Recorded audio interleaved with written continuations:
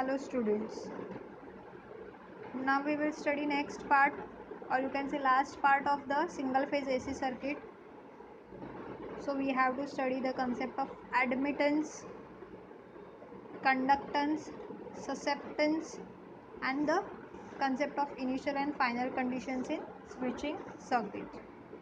First we will see the admittance. The concept of admittance simplifies the analysis of parallel AC circuits to a large extent. Okay, the reciprocal of the impedance of an AC circuit is known as the admittance of the circuit. It is denoted by Y and its unit is Siemens, and it is abbreviated as a capital S. Since impedance is the total opposition offered to the flow of alternating current in an AC circuit, therefore admittance is defined as the effective ability to the circuit due to which it allows an alternating current to flow through it. The circuit has an impedance of 1 ohm, has an admittance of 1 Siemens. The unit for impedance is Siemens and the old unit was mho, MHO. Formula to find out admittance is Y is equal to 1 upon Z. As we see the definition reciprocal of impedance, therefore Y is equal to 1 upon Z. Next is conductance. Okay, the quantity G, which is the ratio of square of the impedance, is known as the conductance of the circuit. The value of conductance is always positive with irrespective of the circuit parameter. Now how to find conductance? To find out conductance, we have formula 1 upon Z into R upon Z, that is R upon Z square. Therefore we will say the ratio of square of the impedance. The next term is susceptance. The perpendicular of the admittance triangle is called as a susceptance. The susceptance is positive for capacitive reactance and the susceptance is negative for inductive reactance with respect to triangle. How to find out susceptance?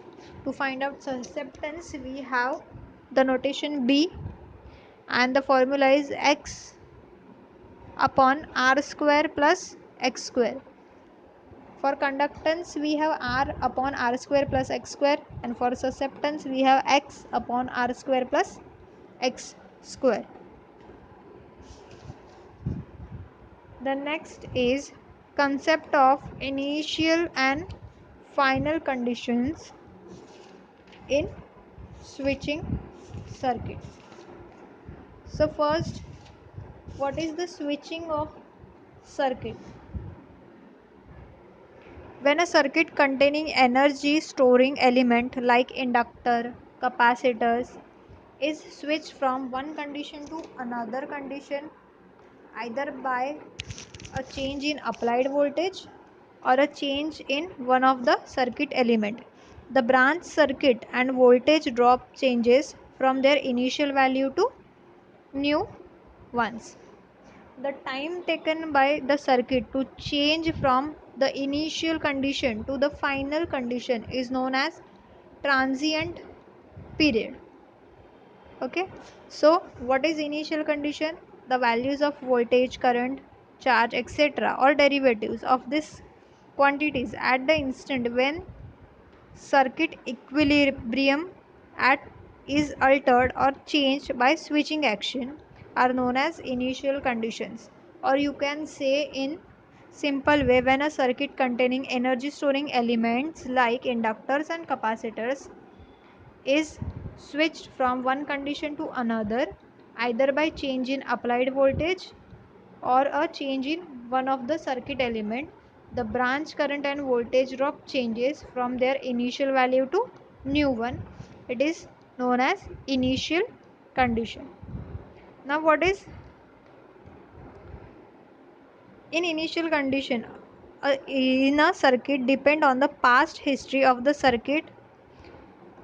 This past history manifests in the form of capacitor voltage or inductor current. The knowledge of initial conditions is essential to evaluate the constants that shows up in the general solution of differential equations. Now what is final condition? The values of voltage, current, charge, etc. or derivatives of this quantity at the instant when circuit achieves its final steady state condition or final value is known as final condition. Now, initial conditions of the circuit elements for resistor, inductor and capacitors are shown below. For resistor, we know that in case of an ideal resistor, the value of R ohm, current and voltage are related by Ohm's law, that is V is equal to R into I. Correct? On the application of step voltage across resistor, the resulting current I will have magnitude of V upon R and the waveform similar to the applied voltage. Thus, if the voltage across resistor changes instantaneously, the current through it also changes instantaneously for resistor. Now for inductor we can say the current through an inductor cannot change instantaneously. Closing a switch to connect an inductor to a source of energy will not cause current to flow in the initial instant. Thus, at the instant of switching, inductor acts as an open circuit. However, any current already flowing in the inductor before the switching action will continue to flow. Hence, for the initial instant, the inductor may be considered as a current source with the current. Therefore, under steady state constant current condition, the inductor is represented by a short circuit if the initial inductor current is non-zero. Now next is capacitor. The voltage across capacitor cannot change instantly if the capacitor voltage is zero initially just before switching, then whatever may be the current flowing just after switching, the capacitor voltage will remain zero. Such as the capacitor must be acting as a short circuit at instant t is equal to 0 if capacitor is previously charged to some voltage. Then also after switching at t is equal to 0, the voltage across capacitor remains same. Since the energy is stored in the capacitors, it is represented by a voltage source VO in a series with short circuit. As time passes, the circuit voltage slowly rises and finally it becomes constant. Therefore, the current through the capacitor falls to 0. The presence of voltage with zero current exhibits open circuit condition.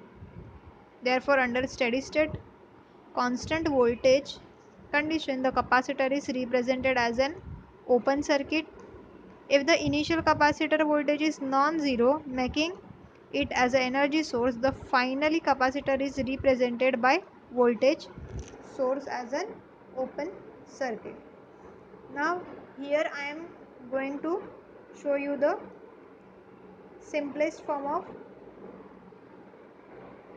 this whole two pages, that is we are studying the initial and final conditions are summarized in this table.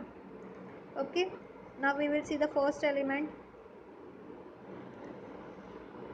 the resistor. For resistor you can say if the voltage changes, for resistor the current is also changes. So here I am just going to show you the two elements, that is inductor and capacitor.